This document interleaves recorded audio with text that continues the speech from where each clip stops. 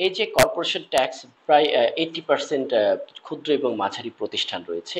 সেই ক্ষুদ্র এবং মাঝারি প্রতিষ্ঠানগুলোর মধ্যে কিভাবে এটি বাস্তবায়ন হবে বা কর্পোরেশন ট্যাক্সটা কিভাবে বাস্তবায়িত হবে, এই বিষয়টি যদি আমাদের দর্শকদের উদ্দেশ্যে আপনি ক্লিয়ার করতেন বা পরিষ্কার করে জানাতেন। এক্ষেত্রে বলবো যে এই গভর্নমেন্ট প্রথমে একটা স্ট্রাকচার ঠিক করেছেন যে আসলে কাদের উপর ট্যাক্সটা ইম্পোজ হবে, এটা ট্যাক্স ইনকাম অথবা ট্যাক্সেবল পার্সন, এই দুইটার উপর ডিপেন্ড করে ওরা করতেছে। তো ট্যাক্স ট্যাক্সেবল ইনকাম এবং ট্যাক্সেবল পার্সন, ট্যাক্সেবল পার্সনকে দুইয়ে ভাগ করেছেন ওরা প্রথমে, একটা হচ্ছে রেসিডেন্ট এবং নন রেসিডেন্ট।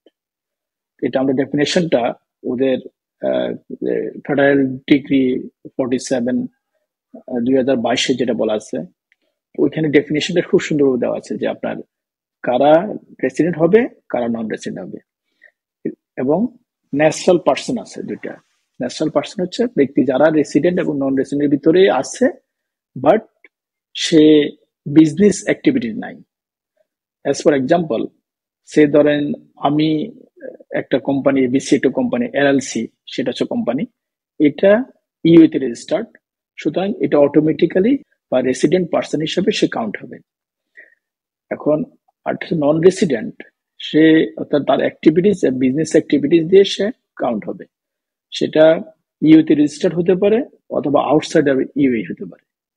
ন্যাশনাল পার্সন যেটা, সেটা হচ্ছে ইউইতে রেসিডেন্ট এবং ইউইতে সে থাকতেছে।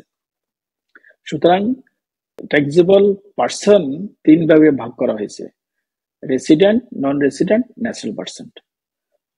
আর ট্যাক্সেবল ইনকামটা এই তিন ভাগের উপর বেস করেই আসবে। সেটা হচ্ছে আমরা যদি বাংলাদেশিরা যারা বিদেশে থাকে, মানে ইউএতে থাকে, আমার দৃষ্টিকোণ থেকে এটাকে ভাগ করা যায় হচ্ছে তিন ভাগে। একটা হচ্ছে স্মল এন্টারপ্রাইজ, যাদের রেজিস্টার্ড আছে এজ এ এলএলসি, মানে লিমিটেড লাইবিলিটি কোম্পানি, মানে কোম্পানি হিসাবে রেজিস্টার্ড ইন ইউএতে আছে। সেকেন্ড হচ্ছে পার্টনারশিপ। পার্টনারশিপ হচ্ছে দুইজন বা তিনজন পার্টনার অথবা লিমিটেড পার্টনার হিসেবে, পার্টনারশিপ হিসেবে ইউতে রেজিস্টার্ড আছে। থার্ড হচ্ছে আমাদের, আমরা ইন্ডিভিজুয়াল পার্সন যারা ন্যাশনাল পার্সন হিসেবে স্যালারি আর্ন করি অথবা ওয়াইজ আর্ন করি, অথবা কারো আন্ডারে চাকরি করি, অথবা আমার একটা পার্মানেন্ট ইস্টাবলিশমেন্ট আছে। দ্যাট মিনস আমি কোনো লাইসেন্স নিই নাই, কিন্তু আমার একটা অ্যাপার্টমেন্ট আছে, এটাকে আমি রেন্ট দিচ্ছি, সেল করতেছি। এই তিনটা ভাগে ভাগ করা যায়। তাহলে আমি পাইলাম simply LLC company, partnership, licence ছাড়া কোনো ব্যক্তি, অর্থাৎ যে বিজনেস অ্যাক্টিভিটিস আছে, এই তিন ধরনের লোকই আপনার ট্যাক্সেবল পার্সন হিসেবে কাউন্ট হবে। তো সুতরাং অ্যাজ পার রেগুলেশন, অর্থাৎ ফেডারেল ডিগ্রি 47 2022, এটা অনুযায়ী এই তিন ধরনের ব্যক্তি ট্যাক্সের আওতায় পড়ে যাবে। এখানে কিছু এক্সামশন দেওয়া আছে, যেমন আপনাদের মিডিয়াম এন্টারপ্রাইজ যারা এলএলসি, তাদেরকে দুইটা ভাবে ভাগ করতে হবে। একটা হচ্ছে আপনার টার্ন ওভারের বেসিসে, অর্থাৎ আপনি বিগ কোম্পানি হিসাবে যেতে পারেন অথবা স্মল কোম্পানি হিসাবে যেতে পারেন। অর্থাৎ আপনাকে স্মল এন্টারপ্রাইজ হিসাবে একটা আপনাকে রিলিফ দেওয়া আছে। আপনাকে 3 মিলিয়ন দিরহামের নিচে যদি টার্ন ওভার হয়, এটাকে আপনি স্মল এন্টারপ্রাইজ হিসাবে রেজিস্টার করতে পারেন। আর পার্টনারশিপে এক্সামশন দুইভাবে দেওয়া আছে। ইমপ্লিমেন্টেশন যেভাবে হবে, একটা হচ্ছে আপনি এজ এ পার্টনার হিসাবে রেজিস্টার্ড হতে পারেন, অর্থাৎ আপনি ন্যাশনাল পার্সনের আন্ডারে পড়ে যাবেন। যে সে এক্সাম্পল, এ এবং বি দুজন পার্টনার একটা লাইসেন্সের আন্ডারে একটা বিজনেস করতেছে ইউএতে। এখন আমাদের এই ইউএ গভর্নমেন্ট যে ফেডারেল ট্যাক্স অথরিটি, তার আন্ডারে রেজিস্ট্রেশন করতে হবে। পার্টনারকেও করতে হবে। দুইভাবে করা যায়। একটা হচ্ছে পার্টনারশিপ ফার্ম হিসেবে করতে পারেন, অর্থাৎ আপনি যে লাইসেন্সটা করলেন যে নামে, সে নামে করতে পারেন, অথবা ইন্ডিভিজুয়াল পার্টনার, অর্থাৎ এ এবং বি দুইজন সেপারেটলি করতে পারেন।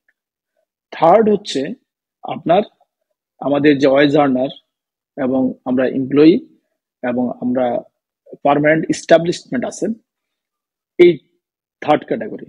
থার্ড ক্যাটাগরিটা হচ্ছে কিছু এক্সামশন আছে, যেমন ওয়েজ আর্নার্স, স্যালারিজ, এমপ্লয়মেন্ট, এইগুলো হচ্ছে ট্যাক্স এক্সামটেড, এদের জন্য ট্যাক্স রেজিস্ট্রেশন করার দরকার নেই। এবং আরো দুইটা আছে, একটা হচ্ছে আপনার রিয়েল এস্টেট ইনকাম এবং হচ্ছে ফান্ড ফান্ড ইনভেস্টমেন্ট ইনকাম। যদি লাইসেন্স, এখানে একটা কন্ডিশন আছে, যদি লাইসেন্স ছাড়া রিয়েল এস্টেট ইনকাম হয়ে থাকে এবং ফান্ড ম্যানেজমেন্ট ইনকাম হয়ে থাকে, তাদেরও রেজিস্ট্রেশন করতে হবে না। অর্থাৎ থার্ড ক্যাটাগরিতে আমাদের যে বাংলাদেশকে তিন ভাগে ভাগ করি আমরা, এলএলসি, পার্টনারশিপ এবং ওয়েজ আর্নার ইনকাম, এবং আপনার উইদাউট লাইসেন্স ছাড়া রিয়েল এস্টেট ইনকাম এবং ফান্ড ম্যানেজমেন্ট ইনকাম। তাহলে থার্ড যে ক্যাটাগরি, ওদের হচ্ছে আপনার রেজিস্ট্রেশন নট ম্যান্ডেটরি, লাগবে না, ওদের tax exempted person. But LLC এবং পার্টনারশিপ দুটোই হচ্ছে আপনার ট্যাক্স রেজিস্ট্রেশন ম্যান্ডেটরি, আপনাকে রেজিস্ট্রেশন করতে হবে এবং ট্যাক্স রিটার্ন সাবমিট করতে হবে। এইভাবেই বাংলাদেশের প্রেক্ষাপটে এই তিনটা ক্যাটাগরি ভাগ করে ইউএই গভর্নমেন্ট ট্যাক্স ইমপ্লিমেন্টেশনটা করতেছে। ধন্যবাদ আবু সুফিয়ান।